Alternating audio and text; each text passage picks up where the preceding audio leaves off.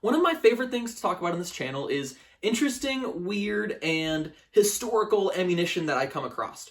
So when I was in a gun store in Grand Island, Nebraska, and I came across this 38 Special Police Target 3D Co. Inc. ammunition, I knew I had to buy it and review it for you guys.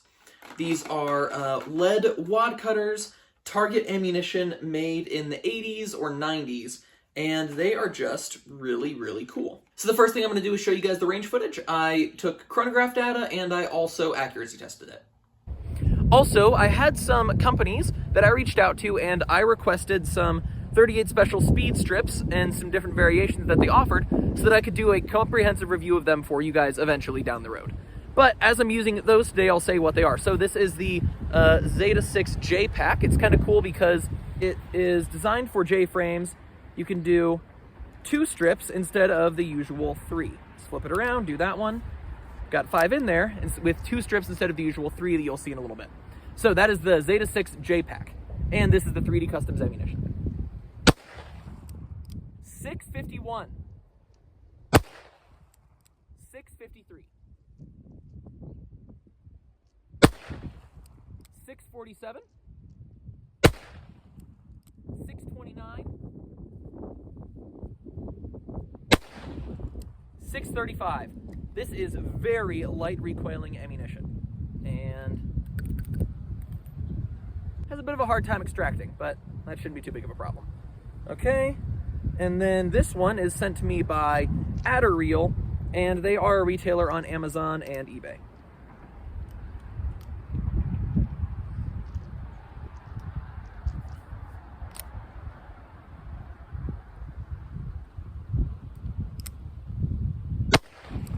$650, $786, that might have been a chronograph malfunction. $641, $646, and I didn't get a reading on that last one. I pulled the trigger a little too early. So I'm back at about 10 yards with my Smith & Wesson Model 36, and this is the Zeta 6 Sims strip. So you load in 2 rounds like that, 2 rounds like that, and then the last round is in the middle. Okay, and I'm gonna fire 10 shots.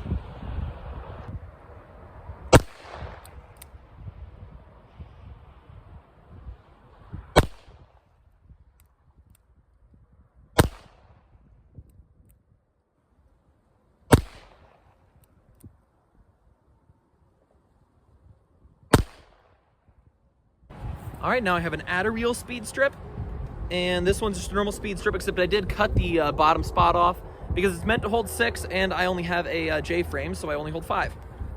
Gives me a little more space to grab onto.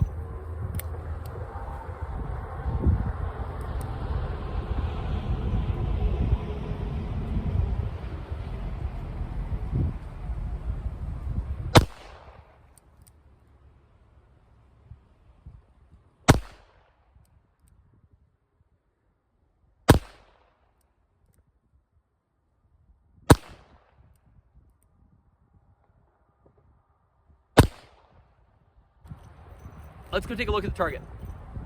Okay, so here we have 10 impacts with the police training ammunition.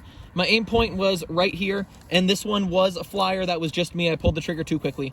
However, we still have 4, 5, 6, 7, 8, 9, and I don't think that's a terrible group. I think it could have been better if you would have had a better shooter. So that was our time on the range. Our velocity low was 629 feet per second, and our velocity high was 653 feet per second. That gave us an average velocity of 644 feet per second, altogether in a range of 24 feet per second from the lowest to the highest. Now, the velocity that I found for this ammunition and promotional material was 775 feet per second. That is noticeably higher than my average of 644 feet per second, but their number was with a gun with a 6-inch barrel, and mine was using a Smith & Wesson Model 36 J frame that has a 1.5-inch barrel. So between chronograph numbers oftentimes being optimistic and the 6-inch barrel, that kind of makes sense why mine was so much lower. Either way, though, this is a low velocity, low pressure 38 Special ammunition. Another thing that we need to note is that my accuracy with this ammunition was good, but not great. On the box, it has this little thing right here, and that is supposed to be the outline of an actual 60-foot machine rest group fired in a Smith & Wesson K38, which is a K-frame with a 6-inch barrel. So, given the results of that versus the results that I got, I was shooting quite a bit more poor. Now, this revolver is still pretty new to me, so I haven't gotten to take it out too much yet, and in addition to that, I learned shortly after filming this that I'm having a timing issue with this revolver. So that timing thing could also be shaving some lead off and leading to slightly worse accuracy. I'm going to get that fixed before I do any more shooting with this gun, for the record. But all around, that accuracy wasn't bad by any means. Now, let's take a close-up look at the box. Now, this box says 50, that's how many rounds were in the box, 38 special police target cartridges, remanufactured. What I read online was that at one point, and frequently, they did make police target ammunition that they actually gave to police departments for training or target shooting and the like. However, later when they opened this ammunition up to the general market, they kept the police target designation, probably as a marketing thing, because if it's good enough for the police, it's good enough for your average person, and just because why remake the labeling? So it says guaranteed accuracy, 3D Company Inc., ammunition division. As I didn't see anything saying that they made anything other than ammunition, but it does say that on the box, and then it has the P.O. box of where this ammunition was made if you wanted to send a letter or anything like that. Everything I saw said that this ammunition was made in Doniphan, Nebraska, and not Lincoln, but maybe the box itself was in Lincoln because Lincoln was nearby. As we open this up, there were 50 cartridges inside, obviously. I shot some of them for this video. There wasn't any dividers or anything like that. They were just loosely boxed like this. This side has the same information as the front of the box. So does this side, except that it says a 148 grain lead Wadcutter. And then this space on the bottom has more information for us to see. It says 3D police target cartridges are remanufactured to rigid specifications, utilizing carefully cleaned and inspected fired cases, non-corrosive priming, and modern smokeless powder. Bullets are specially designed 148 grain lead Wadcutters, machine swaged and lubricated for minimum leading and superior accuracy. Automatic production machinery is used exclusively throughout the reloading operation. Carbide dies and taper crimp provide maximum case life. These cartridges are adapted to all standard arms chambered for 38 special caliber, develop 800 feet per second muzzle velocity, and are guaranteed to perform satisfactorily. And then on this side right here, it has an example of a group fired out of a K-frame with 6 bullets at 60 feet. And then it just has more information that we already know from the front of the box, which is the ammunition and the P.O. box. Now, this ammunition is manufactured, so they will have a variety of different head stamps. These are the 3 that I found inside of this box, Federal, and then I'm not sure what these 2 are, but they are all 38 special head stamped, and they're just normal Wadcutters, so the bullet is down inside of the case. 3D Ammo Inc. made a few different loadings of their Wadcutters, but this is their 148 grain double-end lead Wadcutter. So what that means is it is a solid lead projectile, and it is the same on both sides. I've heard that they used a few different types of powder, but this ammunition in particular came with 2.5 grains of a cylindrical flake powder. Okay, now, like I said, I found this ammunition at a gun store in Grand Island, Nebraska, but it was actually manufactured in Doniphan, Nebraska. Doniphan is a relatively small town, pretty close to Grand Island, also pretty close to Lincoln, which is the capital city. So the P.O. box on the box is in Lincoln, and that's why. While we're talking about Doniphan, let me show you something. I recently picked up some 3D ammo, and while I was doing some research on this ammunition, I found that the current Bank of Doniphan is where this ammunition was manufactured. So the 3D ammo company has since gone out of business, but I was driving by, thought I could stop in and show you guys where it used to be made. Okay, so something interesting about this ammunition is that even though it was made in Nebraska and it was all remanufactured, it actually was used for training in police departments all over the United States. I was looking at forums and things like that to find out more stuff on this ammo, and I found people from police departments as far away as Idaho and as far away as West Virginia saying that they used this in their police department or that they found it and used it in competitions.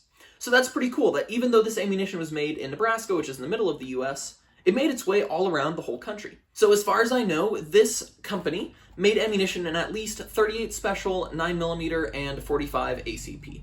They may have made other cartridges as well, but they predominantly were making ammunition for police departments. Typically, they weren't making ammunition for carrying in duty use. Specifically, though, they were making ammunition for training and practice and stuff like that. Now, I found some promotional material for this ammunition, and I wanted to include that in this video, but one, I didn't have permission to do that, and then I thought using links, but I didn't know if YouTube would necessarily like me using links to ammunition promotional material, and I really don't want to get in trouble. So instead, I just wanted to tell you the ammunitions that I found that they made in 38 Special. They had semi-Wadcutters, both regular, which I'm assuming is a jacketed round and lead. They had a hollow base Wadcutter, a double-end Wadcutter, which is our ammunition today. Short-range practice ammunition, which also appeared to be a Wadcutter. Round-nose practice ammunition. FMJ ammunition. And since FMJ and round-nose practice were separated, I assume that round-nose was unplated lead, but I'm honestly not certain. It was a black and white picture. And then finally, they had a jacketed hollow point. Like I said, I don't think that that was for police duty use. I think it was still a training round, but it was just one of the rounds that they offered. I also heard people saying that they had a 9mm and a 45 ACP, but I didn't see any promotional material for that. While we're talking about different kinds of loadings, let's look at the bullets and the powder. Even though this is supposed to be a 148 grain projectile, our bullet weight low was 148.1 and our high was 149.4. So that gave us a spread of 1.3 grains from the lowest to the highest round and an average of 148.88. So it was closer to a 149 grain projectile, but I really don't think that's going to matter too much in the grand scheme of things. With one exception, all of our powders measured at 2.5 grains. One of them was 2.6 grains. So that's a pretty tight group for those, just a 1 grain difference from the lowest to the highest. And that did lead to an average of 2.52 grains, but I think it's safe to say that this is a 2.5 grain powdered ammunition. Okay, so let's talk about my thoughts on this ammo. I looked at plenty of people on different forums and things like that who talked about shooting thousands of rounds of 3D ammunition, whether it was for their police department, whether it's for competition, whatever. People shot a lot of this ammo, and I saw nothing but positive reviews with one exception. We're going to talk about that exception in just a moment. I also had a very positive experience with the ammunition that I shot. I found it to be low recoiling, reliable, effective, accurate, everything you want training ammo to be. Now, that one exception was somebody claimed to have had a double powder charge that damaged a gun. It could have been something else, but that was at least what they claimed. So that's something we need to talk about really quick. That is something that can or will happen at some point with all ammunition manufacturing. Now, with good quality control, it will be exceedingly rare, but it is always a possibility that accidents happen while manufacturing ammunition, and it just doesn't get noticed. So I don't think that that is necessarily a fault of this ammunition. Otherwise, we would see it to be a much more common thing. Because, like I said, I found several people saying their police departments fired thousands of rounds without issue. So that is just something you should be aware of. That is something I saw. And that's why I do recommend wearing safety glasses every time you shoot. Because if a gun like this were to have a double powder charge or a squib that you didn't notice or something similar, and something exploded or popped, you had a boom, you probably would be okay. There would be little parts flying around. They shouldn't have enough energy to cause major issues towards the shooter or people standing next to the shooter, with the exception of your eyes. Your eyes are soft and squishy and vulnerable, more vulnerable than really any other part of your body. So I do recommend wearing shooting glasses and safety glasses with every shot you take, and that kind of thing is why. Now, with that exception, I found this ammunition to be very quality, and a lot of other people did too. The one complaint I did see a little bit of across the board was just that this ammo runs a little bit dirty, that there was some more leading inside of it with different 38 Special ammunitions from Ammo Inc., but I don't think that's necessarily a big problem with just regular range and training ammo, and I guess even for defense ammo as long as you clean your gun regularly. But while we're talking about defense, I would not recommend using this ammunition, or really any reloaded ammunition from the 80s or 90s as a defensive ammo. Reloaded ammunition, just kind of by its nature, has a higher chance for case ruptures and can possibly be a little bit less reliable than factory standard ammunition. So I don't recommend running reloaded ammunition in a gun meant for defense. The other thing is, I don't recommend running ammunition from the 80s or 90s in a gun meant for defense. With modern primers, and when I say modern primers, I include primers from the 80s and 90s, time shouldn't be a huge problem with the ammo. But the way I see it, if I am using this gun in a defensive situation, I'm going to be counting on it for my life. If I'm going to be counting on it for my life, I think, why risk it? But if you see this ammunition cheaply in a gun store or something like that, I don't have any reason to say don't buy it. I had really good experiences with it, and if I found it cheap in a gun store, I definitely would buy a lot of it. Especially since I found this at about two-thirds of the price of what normal 38 special ammunition is going for right now, and it was soft and easy to shoot. I am curious though, do you have any experience with 3D ammo, whether it's the 9mm, 38 special, or 45 loading? I'd be really curious to hear about how your experiences were. Now, all of that being said, I am 8mm Mauser Man, and I fired 38 special retro ammunition in a 38 special retro revolver, but I lived on. Which proves it's hard to get the best of a man named John. Big John. Big John.